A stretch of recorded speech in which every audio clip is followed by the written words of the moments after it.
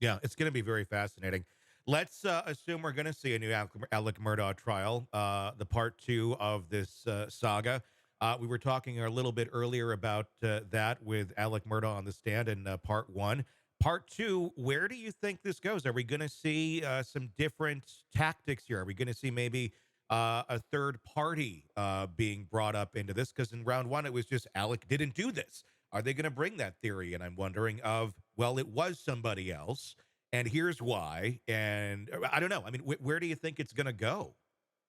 Well, I think the issue with that is there's just no evidence that exists that they can rightfully express from a legal standpoint for the third party culprit. They Hmm. just don't have any evidence, and you can't just throw out, Tom, Dick, and Harry did something without any evidence Hmm. that they did. We saw that limitation even in the Karen Reed trial, where the judge said, "Listen, you can't bring it up. You can sort of try to draw it out of different witnesses, but you can't bring it up because you haven't shown me any evidence that Hmm. anybody else could have done this crime." See the same issue happening here.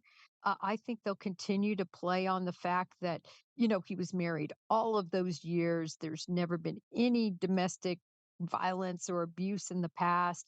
I think they'll again play up his addiction. And again, I think really what tipped the scale, I hate to repeat myself, was him taking the stand. Hmm. And so I do fear that because this is such a circumstantial case, other than Hmm. that video directly puts him at the scene of the crime. Hmm. So they're going to be much smarter about not indicating that he wasn't down there. They're going to have to come up with a better excuse of why he was at the kennels and that he left before the murders took place. Do you think they're going to be able to convince him not to testify? I guess that's the question, because it is Alec Murdaugh. Obviously, he testified against the advice of his counsel, and he's a narcissist. I don't know, that doesn't change. That part of the equation will always be there. It does make me wonder if he's planning on it already, and already kind of working up what he's going to say. I just don't think he will. I don't think he'll take another bite of the apple after what transpired the last time. Um, I do find it very interesting, though, that he doesn't, at least that we know of, we know he stole millions and millions of dollars, but it doesn't seem like he has deep pockets. I'm wondering, are they still going to be able to afford their expert witnesses at probably, $500 an hour or so? Are they going to be able to afford the counsel, or is this going to be completely pro bono? Or is there a lot of money in the coffers that are hidden that we can't see? Yeah. So I find it very interesting to see, I guess, how much money is going to be able to support that defense team. Well, and where is the money going to come from is the big question too. If it's not there, or if it's already somewhere. I mean, it was very surprising to see. I mean, the way that Dick and Jim lived when they were representing him in that like massive estate with the pool and the chef and all of this as the defense counsel. That right there seemed rather bizarre. If like you're going to be going down on these charges here and these charges here financially, how, why are we spending this kind of money on these sort of things? Or was it just maybe the goal there was simply, let's get rid of as much of my money as I possibly can right now? Well, yes. I mean, when you consider a couple of points, right? No matter what, he's spending likely the rest of his life in prison for his financial crimes. This is really all about he doesn't want to be remembered as the guy who was convicted for slaying his Mhm. wife and his son. Yeah. I think that's what it all comes down to. This is just, uh, only for that reason. I think that they're going to stick with representing him only because of the limelight. Hmm. And I mean, look, this has put them in front of the South Carolina Supreme Court. Hmm. So few cases are ever taken by any state Supreme Court. This is big, and they're going to be able to argue it.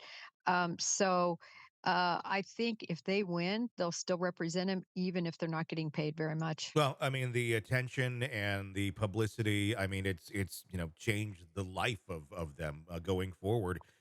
for just that reason. Do you think we're going to see the family sticking by Alec the same way that they did on round one, or I'm wondering if opinions or hearts have changed at this point? That's a good question with Buster. I really believe that that Murdaugh family is tight. They're bound by blood and tradition, and I think a lot has gone badly for that family in the past, and they've always just stuck by each other. I think they'll probably still stick by each other. Hmm. Um, and also, they have a lot of money, Hmm. and that could be what is used to filter to these attorneys to pay for this defense in the future.